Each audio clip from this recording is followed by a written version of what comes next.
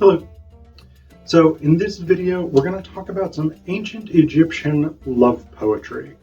Now I am reading this out of the Norton Anthology of World Literature.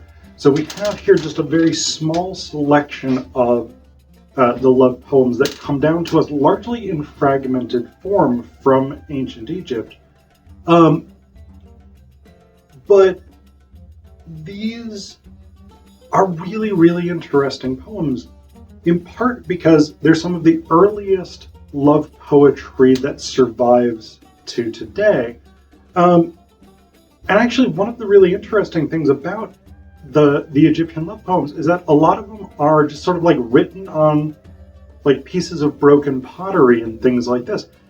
And so, unlike today, where we write on paper or we write electronically on computer screens or whatever it is, papyrus in ancient Egypt was very, very labor intensive to make, and so it wasn't readily available. But pottery was very cheap, it was easy to make, it was very common, and pottery breaks a lot. And so people reused pot shards to write to each other. And I think that's kind of a beautiful thing. Very eco-friendly. But some of the things that I think are really fascinating about these poems is just how closely they hew to contemporary poetry themes and things that poets are still doing today. So a few of the things that these poems do that I think are really interesting. There's a lot of nature imagery here. I mean, you think about some of the most famous love poetry in the world. It often has nature imagery. Robert Burns' "My love is like a red, red rose," for instance, like one of the most famous lines in the entire history of poetry. And we get a lot of the same kind of imagery about nature, and nature as sort of representative of desire, but also nature as shaping the world in which the speaker comes from. So, for instance, in the beginning of the song that diverts the heart, we have here some discussions of fragrances, particularly. So I'll just read you the whole poem, because these poems aren't all that long. So this is told from the perspective of a girl, and a lot of the poems that we have a sort of dialogue-based thing where one character will speak to another. So it says. The poem goes like this. How beautiful is your beloved, the one adored of your heart, when she has returned from the meadow. My beloved, my darling, my heart longs for your love, all that you created. I say to you, see what happened. I came ready to trap birds, my snare in one hand, my cage in the other, together with my mat. All the birds of the land of Punt have descended on Egypt anointed with myrrh. The first to come takes my bait. Its fragrance comes from Punt, its claws full of balm. My heart desires you. Let us release it together. I am with you, I alone, to let you hear the sound of my call, for my lovely myrrh-anointed one. You are here with me as I set the snare. Going to the field is pleasant indeed for one who loves it. So again, we've got these natural elements, the birds, myrrh, and myrrh is a sort of incense almost. It was a spice. It was a scent that was used very, very commonly in the ancient world, and so we've got that sort of sensuality of the smell. Associated with love and with this activity. The idea of trapping birds. birds has sort of birds are somewhat associated with romance in ancient Egypt, I think. There's this sort of there's a romantic element to this. This is not just like, I don't know, we're going out and like sitting in a duck blind or something and that's our romance. Like, this is deeply metaphorical for catching a lover and things like this. Drawing a lover in with these rich scents and these sort of luxurious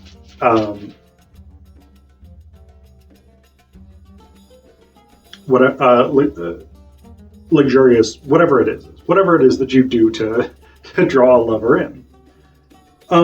We get a similar kind of thing in the poem provisionally titled "My God, My Lotus," and here we have more of that dialogue type approach, because we have a girl and a boy as speakers.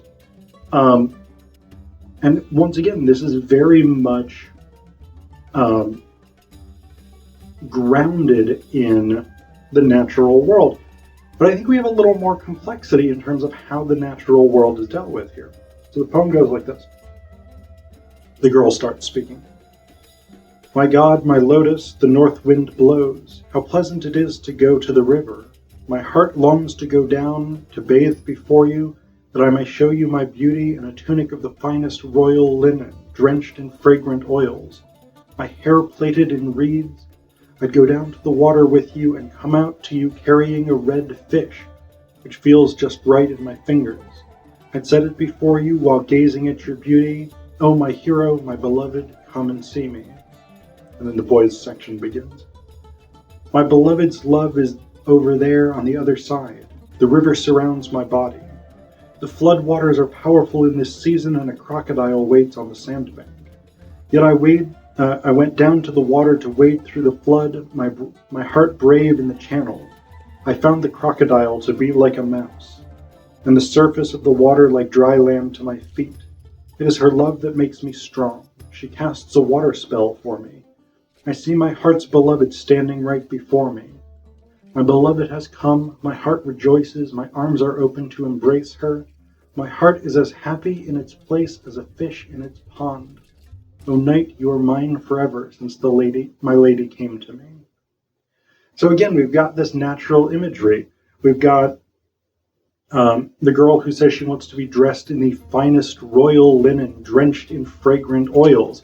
So again, this very sensual experience of wearing nice clothing, smelling good. And of course, in the ancient world, that was much more of an issue. I mean, today we have, generally speaking, wide access to things like clean running water, soap, shampoo, deodorant, etc., etc. But in the ancient world, people didn't have as much technology for bathing. And so scents, incense,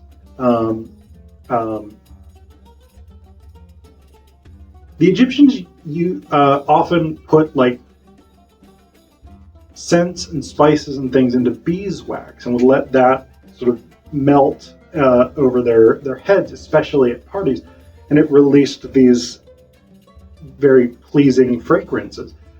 All of these things are very luxurious. Like, this is clearly not the sort of day-to-day working life. This is imagining luxury.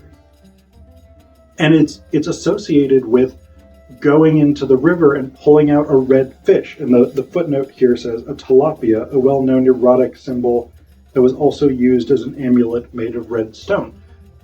So again, we've got natural symbols that are associated with love, with sexuality, etc., etc. And then in the boys' portion, we have, again, this idea of going into the river. And there's an element of danger here. The crocodile is there. Crocodiles, of course, being a very dangerous predator that did kill Egyptians. It was a common problem. And yet he says here, I found the crocodile to be like a mouse. So again, we have this natural imagery that's exploring the world of love. Another thing that we have in these poems is an awareness of social class or social norms. And we get that in this poem, I Wish I Were Her Nubian Maid. And today, I think this is less prevalent in love poetry because we're kind of less class conscious as a society, even though that's maybe changing. Some people would argue it is. But there's a long tradition of, say, Renaissance poetry, Elizabethan poetry, Civil War era, the Cavalier poets, and things like this. Social roles were very, very important for a long historical tradition of poetry. And we get that going back here to ancient Egypt. So there's this poem, I Wish I Were Her Nubian Maid, which I think gives us a really great sense of this. And it also has a certain degree of nature imagery in it. So this is told from a boy's perspective. I wish I were her Nubian maid, her attendant in secret, as she brings her a bowl of mandragoras. It is in her hand, while she gives pleasure. In other words, she would grant me the hue of her whole body. I wish I were the laundryman of my beloved's clothes for even just a month.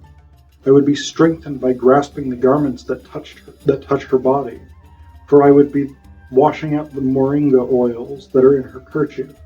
Then I'd rub my body with her cast-off garments, and she, oh, how I would be in joy and delight, my body vigorous. I wish I were her little signet ring, the keeper of her finger. I would see her love each and every day, and I would steal her heart.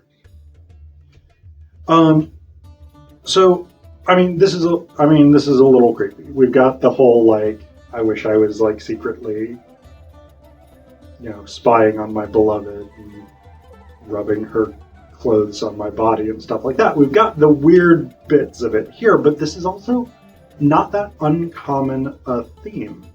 I think Robert Herrick, who is one of the Cavalier poets, has a poem, I think it's Herrick, it might have been one of the other Cavalier poets, has a poem about Julia's clothes, Julia being the beloved, where he has a very similar section to this second stanza here, where he's basically like, I would like to have her clothes. I would like to be the person who washes her clothes, collects her clothes, etc., so I could get